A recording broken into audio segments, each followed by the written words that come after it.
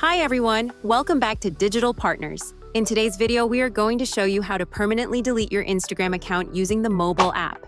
If this video is helpful, let us know in the comments, leave a like, and subscribe to our channel for more tutorials. Let's get started. First, open the Instagram app on your phone and make sure you are logged into the account you want to delete. Next, tap on your profile icon in the bottom right corner. Then tap the three lines in the top right corner to open the menu. From the menu, select Account Center. Inside Account Center, tap on Personal Details. Then select Account Ownership and Control. Next, tap on Deactivation or Deletion.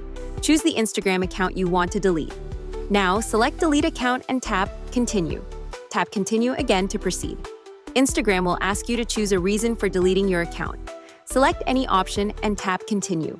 After that, enter your password to confirm your identity. Then tap Continue and finally tap Delete Account. Instagram will show a confirmation message letting you know your account is scheduled for deletion.